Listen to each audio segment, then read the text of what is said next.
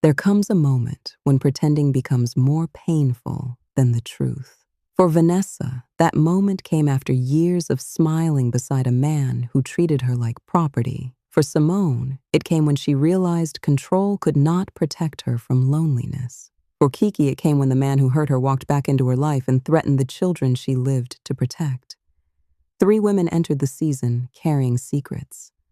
But tonight, the secrets would stop carrying them. Tonight, the pretty lives would fall apart, and something real would finally begin. The ballroom was breathtaking. Crystal chandeliers, white flowers, gold chairs, soft music, cameras flashing, everything looked expensive, everything looked perfect. Marcus stood near the stage, polished and calm. Raymond Bell shook hands across the room like a man who had nothing to fear. Vanessa stood beside Marcus in a gown that made people stare, but beneath the elegance, her hands trembled. Simone noticed and whispered, "You don't have to do this alone." Vanessa looked at her. "I know." Across the room, Kiki stood, near the back. She was shaking too, but she was still standing. Marcus stepped to the podium. The room quieted. He smiled that public smile Vanessa had grown to hate. "My wife has always stood beside me." People turned and smiled at Vanessa. Marcus continued speaking about legacy, generosity, rebuilding communities, and protecting women. Every word felt like a performance. Every word felt stolen. Then Vanessa stepped forward. Marcus glanced at her, still smiling. But Vanessa was no longer smiling back. She reached for the microphone. That's when he noticed that she changed into this stunning red dress. Matter of fact, he realized Simone and Kiki were wearing red dresses too. Marcus lowered his voice. "Vanessa, don't." She looked at him. "Not anymore." The room went silent. Vanessa stood at the podium with every eye on her. For years, she'd been introduced as Marcus Whitmore's wife. Tonight, she introduced herself. "My name is Vanessa Whitmore, and I have spent years helping create an image that was not true." The room shifted. Marcus tried to interrupt. Simone stepped closer. "Let her speak." Vanessa opened the folder. She explained the documents, the charity money, the private investments, the hidden transfers, the connection between Marcus, Raymond, and the Velvet Room. People whispered. Reporters moved forward. Marcus's face changed. For the first time, he looked afraid. Vanessa looked at him and said, "You told me I had no plan. You were wrong." Then Kiki walked toward the stage. Raymond's smile disappeared. Vanessa stepped aside. Simone moved beside Kiki. Kiki looked out at the room. For a moment, she saw every person who might not believe her. Then she saw Simone, Vanessa, and in the back of the room, Lorda, her mother, crying.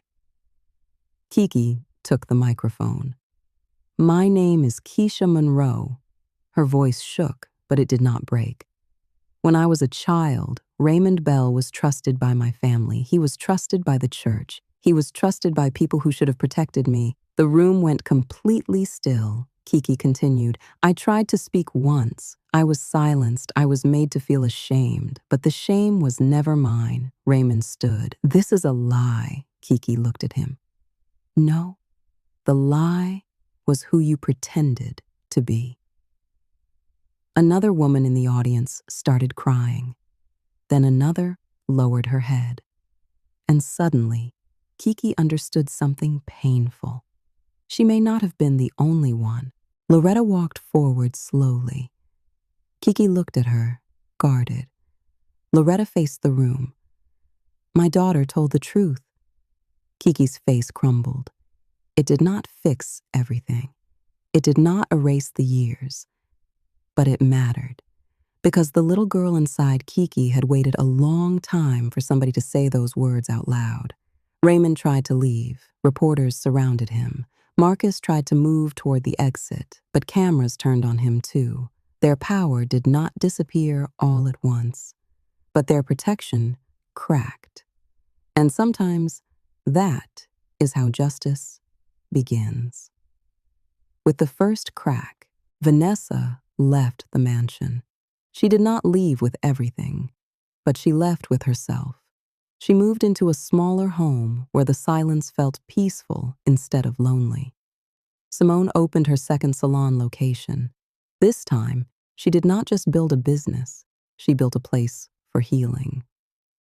Kiki enrolled in cosmetology school. She started therapy for herself, then for Jayla, then for Micah. There were still hard days. Freedom did not erase pain overnight, but it gave them room to breathe. And that was something none of them had felt in a long time. Inside Simone's unfinished second location, the paint cans on the floor, takeout boxes open, chairs still wrapped in plastic. The three women sit on the floor, eating, laughing, and crying. Kiki looks around. So what now? Simone smiles. Now we build something real. Vanessa looks at both of them. Together. Outside, workers install the sign. 3 queens, beauty, and wellness. And for the first time, the women are not hiding behind pretty lives. They are building honest ones. Every woman has a story. Some stories are hidden behind money, some behind success, some behind survival, some behind smiles so polished nobody thinks to ask if they are real. But freedom begins when a woman stops making her pain look pretty. Simone learned that love cannot stay where truth is not welcome. Vanessa learned that security without peace is still a prison. Kiki learned that what happened to her was never her shame to carry. And together, they learned that sisterhood is not just laughing at brunch or standing together in pictures. It is telling the truth. It is staying when it gets hard. It is holding each other when the whole world expects you to fall apart alone. They were 3 women with 3 different lives, but one truth brought them together. A pretty life means nothing if you are dying inside it. And once they stopped pretending, they finally started living. Be sure to subscribe, like, and share for more Brownstone stories.